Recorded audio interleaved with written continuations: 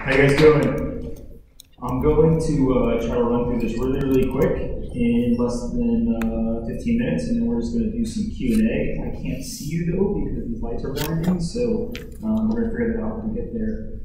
Today what I want to talk about is what we're doing at Morgan Creek. So there's three partners at Morgan Creek Digital, myself, Mark Yusko, Jason Williams. We've got a unique combination of experiences, and everything from building companies worth $500 million to managing billions of dollars to working with some of the largest tech companies in the US. And we think that blockchain and crypto is a big deal, but not because it has anything to do with blockchain and crypto. I'm going to go through kind of our thesis as to what we think is going on. I'll talk a little bit about where we see the opportunities, and then I'll also talk about some of the companies that we've invested in and why we've invested in those businesses, and then we'll do questions.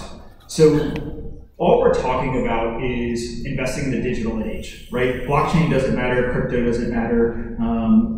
When we move into the digital world, we've actually seen this happen before, right? If you think of, we used to have this analog world, then we went to an electronic world, and now we're moving to a digital world. But in the analog world, we had physical assets, right? This is physical paper money. This is physical deeds for a piece of property. This is a physical commodity. And in order to transact these physical assets up until the 1970s or 80s, what you had to do was you had to trade. And you could really only trade with people who were in close proximity to you geographically, right? I could stand next to you and hand you the physical piece of paper, but it really didn't make a ton of sense for me to put money into an envelope and mail it, across continents, for example. And so as we started to trade these physical assets, there was tons of commerce, and we saw a lot of transactions, but it was all constrained by being physically close to other people to trade physical assets. So this analog world was eventually replaced by an electronic world. And this electronic world was simply us trying to figure out how do we use new technology to better do commerce and transactions of value across the world. We now wanted to not only trade with the person who lived next door, we wanted to trade with people across the world. And so electronic assets were created. All an electronic asset is, it's a 1 or a 0 on a computer screen that represents the physical asset. So when you buy gold today, you don't buy the physical gold, you buy 1s and 0s on the screen. When you buy a stock, you don't buy the physical stock certificate, you buy 1s and 0s on the screen, and that physical stock certificate actually sits in custody somewhere.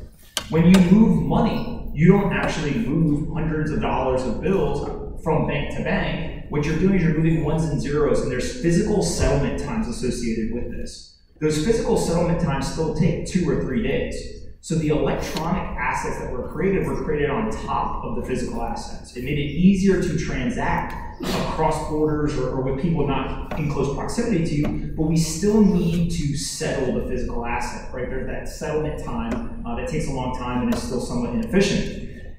The switch between the analog world and the electronic world led to massive value creation. The internet helped power that, so everything that the E-trades of the world, etc., empower allowed us to create a ton of value. But the electronic assets are great when humans are the ones that are interacting with the assets. They're the ones that are actually doing the transactions. The problem is now we're going to this digital world. And this digital world is like one country. There are no borders in the digital world. We all live in one single country. You access this nation through the interface of a phone or a computer, and there's over 4 billion people that all live by the same rules, right? It's governed by algorithms and machines, and the default is automation. So all of a sudden, we're moving from a world where humans are the ones that are actually driving transactions, and the algorithms and the machines are driving transactions now. But the problem is, in this digital world, the assets that we previously have had, those physical and analog assets, aren't actually compatible with the new world, right? The technology of the asset is incompatible with the world in which we are moving to. And so what do we need?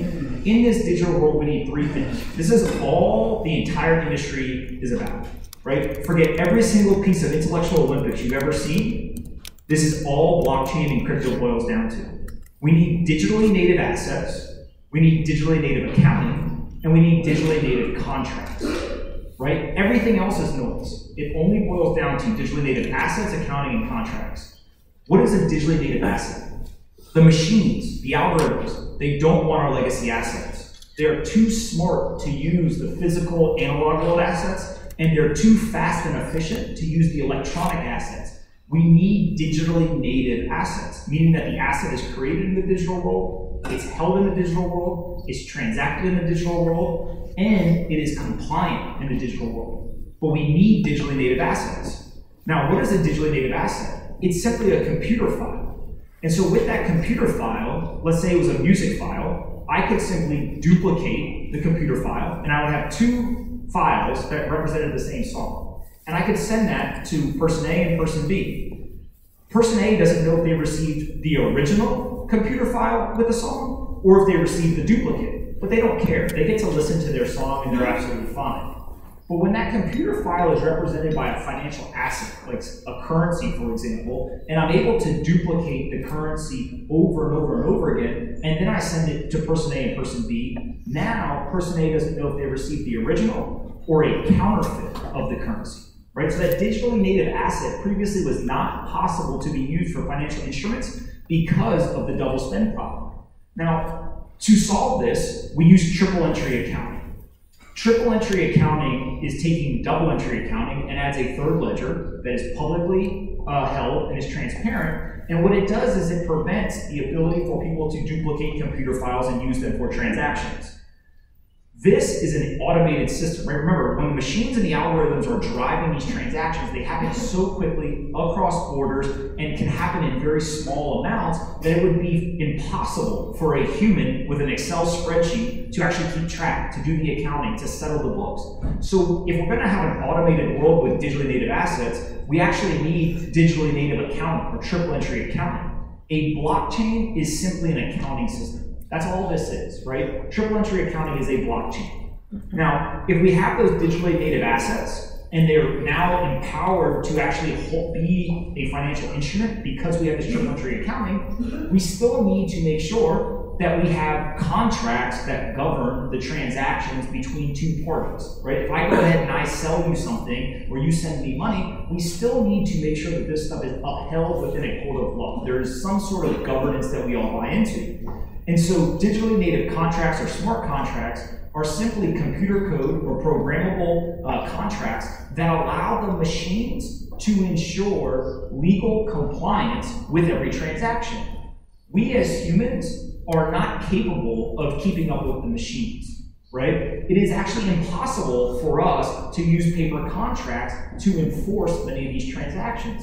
And so we now need these smart contracts or programmable contracts to ensure that we have digitally native assets that are based on digitally native accounting and governed by digitally native contracts. Now, this is a huge opportunity because it literally disrupts every single thing that we do in transactions of value.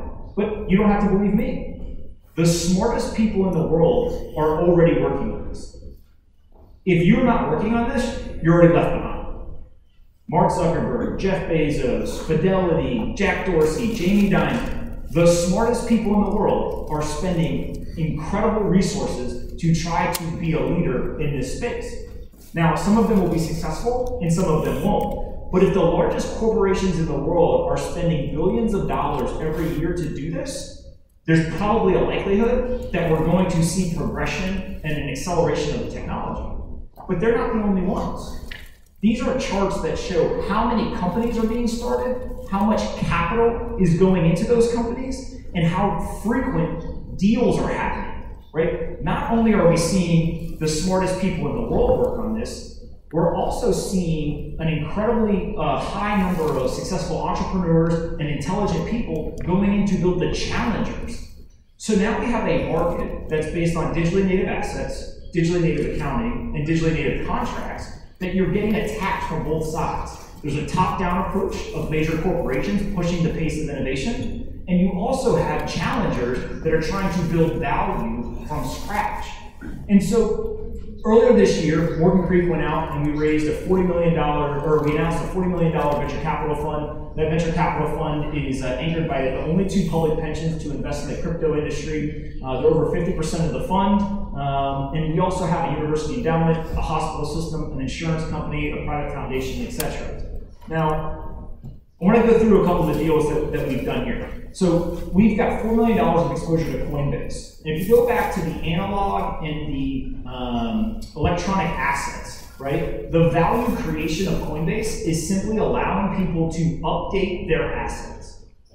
All they are allowing you to do is take an electronic asset or an analog asset and turn it into a digital asset. It is an exchange. Right? It's not groundbreaking. We see exchanges in every corner of the earth for every other asset. They simply took an old business model and realized that people are going to want digitally native assets. We should help them let them change their analog and electronic assets into digital assets. Company did over $1 billion in revenue in 2017, did a little bit more than that in 2018, right? You've got companies like Tiger Global Management, Andreessen Horowitz, etc., all investing. This is a real company with real revenue, run by real entrepreneurs, backed by real investors, that is only going to continue to get larger as the industry grows. Another deal, Figure. So Mike Cagney is founder of Figure. He previously started a company called SoFi. It's in the consumer lending space. It's today worth $4.5 billion. Mike looked at the home equity space, mortgages, right? And he said, today a mortgage is 7 to 8% fees on every single issuance of a mortgage, and that 7 to 8% is spread among a bunch of middlemen. But the end result of the current mortgage system is an analog or an electronic asset. I wonder what would happen if I went through the exact same process of a mortgage, but I did it and I created a digitally native asset. And so what Figure is essentially doing is he has written a bunch of software that takes out every single middleman in that process and it compresses. And now Mike Cagney's Figure is the sole middleman in that entire transaction. They power the entire transaction because they are using algorithms, they're using machines, and they're using code to automate the process of actually issuing these home equity loans. Now this company is 14 months old, he's raised $120 million, and they're already originating over $2 million a day in loans, right? Again, you've got a founder who's done it before with a real company, backed by some of the best investors in the world, and they're only going to continue to accelerate as the industry grows. BlockFi, consumer banking. How does a consumer bank work? You deposit fiat currency, they take that fiat currency and they lend it out. They rehypothecate the money, right? What BlockFi is doing is they're saying, well, rather than allowing somebody to do this with an analog or electronic currency, why don't we do this with a digital currency? And so you can use one of their two products. You can either give them Bitcoin and Ether, and they give you a US dollar loan against it. So you give them that currency, and then they give you the analog or the electronic asset in exchange. Or you can deposit your digital currency and they will actually pay you interest on it. It's a consumer bank, but it is built for a digitally native asset rather than an electronic or an analog asset. Lastly, digital assets data. This company is really unique in that you've got founders who have previously built and sold a $50 million company that was in the enterprise data space. And what they realized was in the analog and electronic world, a company like Bloomberg is able to take a ton of data that is reported to them, massage it, visualize it, and then sell it back to other investors in the ecosystem. But the reason why Bloomberg is successful is because it is mandated that companies present or report their data. So Facebook every single year or every quarter has to actually submit their earnings reports, their P&Ls, etc. And so in the blockchain space, it's different. Many of these assets don't have for-profit companies behind it. Take Bitcoin, for example. So there's no reporting of the information. Bloomberg has a really hard time finding out data. So what digital assets data has done is they've gone and they've built an incredible product that actually pulls all of this data in. They're running nodes, they're pulling all the data off exchanges, etc. They then massage it, they help visualize it, they put some tools around it, and they sell it as an enterprise product. Again, old business model, old monetization strategy, old product that is a correlation to what they're doing, but it's built for this digital world, right? And so what we're seeing again is founders that have done this before, backed by real investors, that are going to build very, very large companies in this space, but it doesn't look that much different than that electronic or analog world. They're just taking the same business models, the same products, and they're updating them, right? They're upgrading the products, just like we need to upgrade the assets. Now, the last thing that I'll leave you with before we do Q&A is, many people ask me a lot, what should I invest in? The short answer is I can't tell you that. Right? You have your different goals, you've got different risk tolerances, etc. But what I can tell you is one of the biggest lies in crypto is that the liquid market outperforms the private market. That's not true.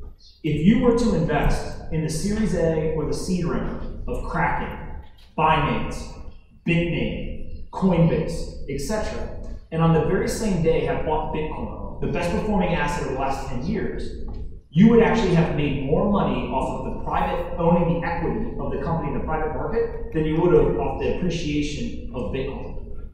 And so there is a huge kind of narrative violation in that the best returning components of this industry are going to be in the private market. And why is that?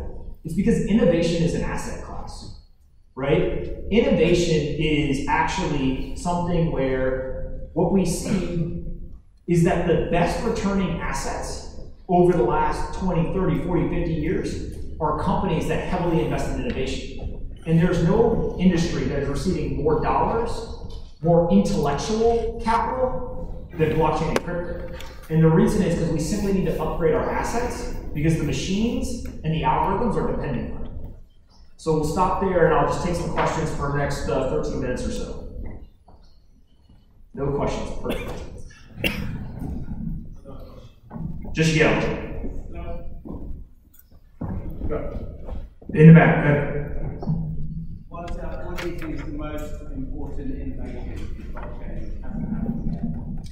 The most important innovation in blockchain, I don't think the most important innovation is going to be blockchain.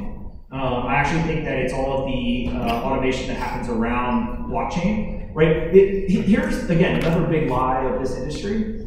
There's no such thing as a blockchain company, right? And why I say that is how many people are running around saying, I'm an Excel spreadsheet company?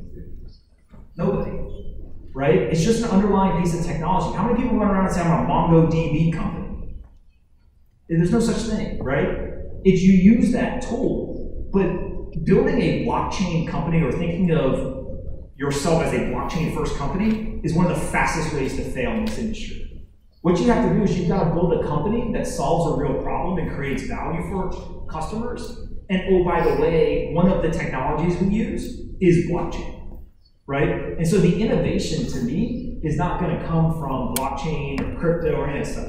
The innovation comes with how people take that technology and apply it to very, very unique problems. Today, a lot of that's in the finance industry, but I think there's a lot of other industries where we're going to see some innovation. That's the stuff that we're looking to invest in. Hi, I'm Valentin Preobrazhensky from Latoken. So to my view, all of these forums and investment debates are about accessibility to new financial system, accessibility to money, to Bitcoin, to stable coins, and accessibility to assets. It's about security tokens, and you say that there is a big lie that these publicly accessible investments are giving more returns than private. And to my view, you are talking about private assets, private rounds into exchanges which were done in traditional equity, not in kind of tokenized stocks, because of regulation issues or because of kind of other reasons. What is the reason why these rounds are still done in private, not in a public way? Because it's more conducive to building companies. The way that an entrepreneur operates, right? Think about building a company where every single day in the earliest stages of a business, where there's some days you have the most of your Führer highs and the lowest of lows all within 4 hours. Imagine if there was a stock price associated with that, it would be almost impossible, right? How does a private small company report and present information the same way a public company does? They don't even have enough people on staff to do that, right? The private market is really important because it allows entrepreneurs to build without all of the bureaucracy involved with being public and transparent. Because once you become public and transparent and available to the masses, there's a lot of responsibility that comes with that, right? And so I think that a lot of it is entrepreneurs are looking for a way to build companies of value, but do it in an efficient manner while being well capitalized. And they have aspirations to eventually be in the public markets, but it's just much difficult to do that. And then that is also why, again, it goes to the private markets have outperformed the public markets and traditional assets for a long time. It's because you're starting from scratch in the private markets, right? The public markets are already things of value. If you start from zero, you know, it's kind of like when founders pitch us and they say, hey, I 3,000% increased my user base last year. And you say, okay, well, how many did you start with? And they say 5 users. Well, any multiple of 5 is really easy to do, right? It's much more difficult if you started with 500,000 users to 3,000% increase, right? So I think that that's where the value creation really happens in the private market. You and Morgan Creek spend a lot of time talking to institutional investors in the United States, trying to get them off zero.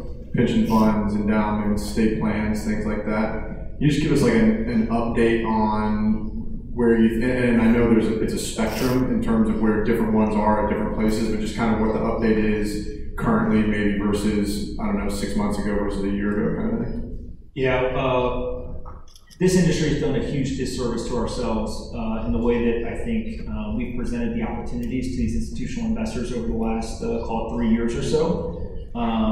They don't want to burn Wall Street.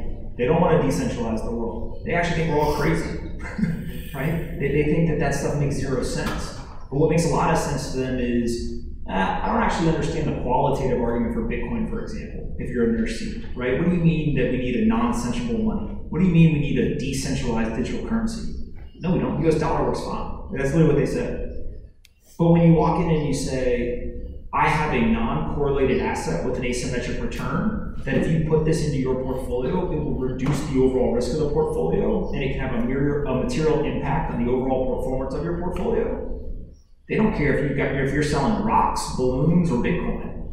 That's interesting to them, right? There's an economic benefit to them, even if they don't buy into the qualitative argument. So I think that's one around digital currencies and Bitcoin specifically. The other piece is the companies that I just went through, it's venture capital. Right? There's no difference between a blockchain-focused venture capital fund and a healthcare-focused venture capital fund. You're still doing venture capital, and the key piece is they know what bucket of capital it's coming from on their end. So they've usually got equity buckets, they've got real estate, they've got inflation hedge, cash, etc. They know it comes out of the equity bucket. With something like Bitcoin, they don't know which bucket it comes out. So that's important. 2 is they know what they're buying. When you buy a digital currency, they don't understand it. They've never bought that before. But when you're buying equity in a business, that makes sense. They've done that a bunch of times before. They're very comfortable doing that. And then they also know how they're going to monetize the investment, right? If I asked you right now, how are you going to monetize an investment in Bitcoin? It's all around trading. They're not traders. They're conservative, patient, long-term focused capital. But when I say we're going to buy equity in a company and we're going to monetize it because it's either going to go public or it's going to get acquired, again, they understand that. They're comfortable with that. And so I think that we've really got to change the way that we talk about this stuff if we want these institutions to come in, because the way that a lot of the industry is currently being discussed, the only people that are going to come in are financially focused trading firms that want to trade the volatility. But to get the public pensions, the endowments, the foundations, the sovereign wealths, etc., we have to show them a mature industry with mature investment opportunities that they understand, they're comfortable underwriting the risk for, and they feel like there's enough capacity. That's another big deal. How many people in here think that a sovereign wealth fund with 50 billion to $1 trillion is comfortable putting a sizable check into an industry that's worth somewhere between 130 and 150 billion in market cap in the local market?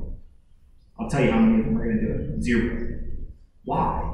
Because many of these institutions have to write $500 million checks, $1 trillion checks into an asset class. Not all with one manager, but across managers. They can't do that here, right? Because where are you going to put $500 million? You're going to put it in Bitcoin. You're going to put it in Ethereum. Maybe there's 3 or 4 others that you can put it into. But if you try to put $500 million into a bunch of shit coins, it would be chaos, right? And so they have to put it into the private markets. That's where the capacity is unconstrained. That's where the innovation is happening. That's what's going to ultimately deliver the best returns. A follow-up on that one. When do you think the asset class will grow that much that actually is, sorry, I don't think that. When do you think that your best guess at when do you think the asset class will grow so that it will actually attract those kind of institutional investors? Your best guess? I think that the industry is much, much larger than people realize, right? And what I mean by that is everyone just looks at the numbers that are easy to pinpoint, and that's the liquid market cap.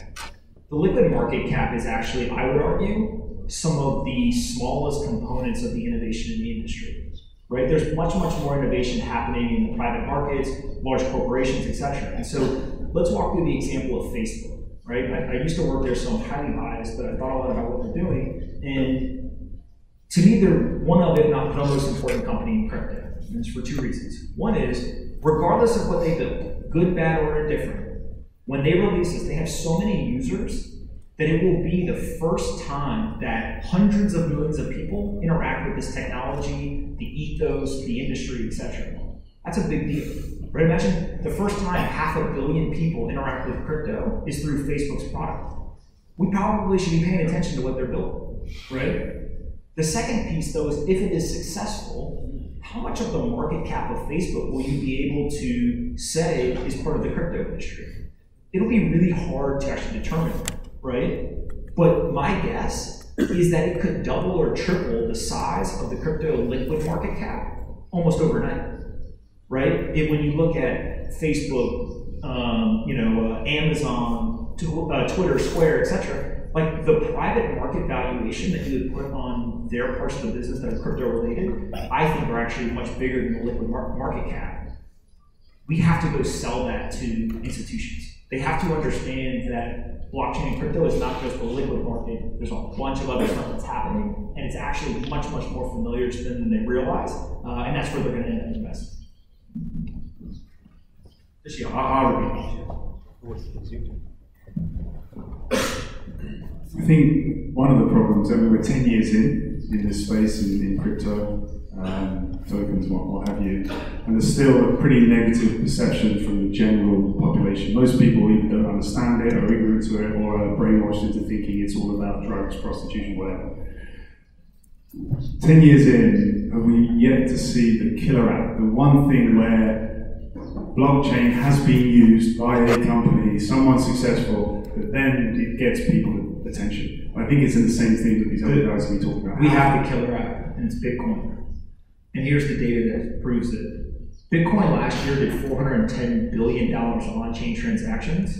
That's more than Venmo. That's more than Apple Pay. It's about 1/10 or so of MasterCard, right? Bitcoin is the silent giant in the room. And that sounds ridiculous to say in the sense of it's the best well-known asset, right, in the market. But it is so much bigger and stronger than people realize that when you start to compare the usage, the number of users, the transactions, the volume that actually occurs, I'm not talking exchange trade volume, I'm talking about actual on-chain transactions, right? It's bigger than some of the best-known payment and transaction networks in the world, right? I walked a CIO of a major university the other day through Bitcoin versus Venmo and Apple. And I said, did you know that Venmo and Apple Pay combined aren't bigger than Bitcoin's transaction volume last year? She said no. I said, did you know that Bitcoin is available in over 100 countries that Venmo and Apple Pay aren't available? She said no. I said, did you know that there's actually more security and compliance on the Bitcoin network than on Venmo and Apple Pay? She said no. And so it's less about what's the killer app, and it's more about why aren't we talking about it in the way that gets those institutions to understand what's actually happening. But isn't that volume about trading and speculation versus Venmo, Apple Pay is buying real stuff? How much of Venmo is gamblers sending money back and forth on Saturday for football games? That's true. right? So again, it goes back to why somebody uses a transaction does not discount the fact that they're using the network. We like to, because most of us in here talk about price and trading, etc. But those other services get used all the time for gambling, right? Again, how much of Venmo's traffic is for buying marijuana in the United States where it's illegal? I have no clue. It could be smaller, it could be bigger. We don't know, right? But no one says, oh, people just are using it to pay their drug bill on Venmo, so that doesn't count, right? So again, it's just about the narrative that we're using and the way that we articulate these ideas is really important. One more question, anybody? No? Oh, right here. From your perspective, that right now, before mass adoption happens of the blockchain, I think it's, for me, the important thing is large corporation, like you said, Facebook or Amazon have to adopt in a real big scale. When do you think it will happen from your perspective? So I wrote about this a couple weeks ago. Every person in here uses a digital asset already. And not because you bought Bitcoin or Ethereum. You use a fiat currency, many of which 90+% of them are electronic or digital, right? There's not physical paper and coins, right? Especially in the United States, like 93% is digital. But you also use other digital assets. How many people in here have the Starbucks mobile app? Anybody? Starbucks mobile? Nobody in here has a Starbucks mobile app? Okay, all right. In there, when you make purchases with the app, they give you stars. And they keep track of them. And it's a loyalty program, right? And you can redeem those stars for coffee. It's not based on a blockchain. It's not cryptographically secure, but it is a digital asset. It's created in the digital world, it's held in the digital world, it's transacted in the digital world, and it's legally compliant in the digital world, right? How about, anybody in here ever built a product on Amazon AWS? Right, they give you Amazon AWS credits. Those credits are not on a blockchain, they're not cryptographically secure, but they're created in the digital world, they exist in the digital world, they're transacted there, and are legally compliant there. That is a digitally native asset, right? And you're able to exchange them for goods and services. We don't have to build the digital world on a blockchain. We actually don't even have to build it cryptographically secure. I'm willing to bet that a good portion of it will be on blockchain cryptographically secure, but the digital world is going to happen with or without a blockchain. The blockchain technology is just simply an underlying technology that empowers or accelerates the adoption of these digital world, digital use cases, etc. But we actually are already there, right? The last thing I'll leave you with is, I say a lot of times, humans trust machines and algorithms more than other humans, right? This to me is like the one psychological point that everyone has to understand for this to really take hold. When I come to Tokyo and I get lost, I don't ask somebody on the street for directions. I look on Google Maps. When I have a question, I don't ask my friend. I ask Siri or Google. If I want a music recommendation or a movie, I don't ask my friend. Netflix, Spotify, Apple Music, etc. Right? We trust the algorithms already. Take Bitcoin, for example. A digitally native asset that is more transparent and algorithmic based than the US dollar. And so when I sit down with these CIOs, what I explain to them is you have two currencies, right? A currency is just simply the belief that you and I have that it has value, right? It could be a rock, it could be a dollar, it could be a Bitcoin, doesn't matter. As long as you believe it has value, it's now a currency. In one of them, the US dollar, we are told, just trust us, this is how the system works. We can't validate it, but then we're told how it works. We don't have a lot of insight into what's happened previously. I can't tell you today how much is being printed, how much is being taken out of circulation, any of that. And we don't know the rate decision next quarter, right? So there's not a lot of transparency. We don't have a lot of information. We're all trying to make decisions without a full knowledge set. With Bitcoin, I don't have to have anybody tell me how it works. I can read every line of code and see for myself. I can go back to January 3rd, 2009 and see every single transaction that's happened. Right now, in real time, I can tell you how much computing power is securing the network, how much Bitcoin is being created every 10 minutes, right? All the way down. And I actually know the monetary policy decisions for the next 100 years, right? We, again, have two separate currencies. fiat in Bitcoin. One is based on the decision-making of humans. The other is based on the accuracy and the consistency of an algorithm. People who are not technological, are not savvy, are older usually, tend to trust the human legacy financial system. People who are more technologically savvy and younger trust the algorithm over the humans. The reason why the digitally native assets that are cryptographically secure are going to win is because humans fuck up, period. Right? That's why we see currencies blowing up around the world, because humans lost discipline in the monetary policy, right? In their decision making. They got greedy, they were biased, they had emotion, right? All this stuff. The algorithm doesn't do that. And so that's just with currency. You can go through every stock, bond, currency, and commodity, and we're going to see the same thing. And so I think the key piece is with the Amazons, the Facebooks, they're realizing nobody trusts the humans running the company. They want to understand what is the algorithm. And so my big prediction is that these companies are not going to issue centralized assets. They're actually going to issue transparent, decentralized digital assets that look very similar to Bitcoin, right, or whatever other assets fit that criteria. And that is going to allow them to present it to the public in a way that benefits from all the psychological elements, but also still they get value because they're integrating it into their systems, right? All right, guys, I really appreciate this. Before I get off here, though, I just want to say thank you to the TEAMZ team. And if you guys could just stand up and give them a round of applause, I think they really deserve it. Thanks so much.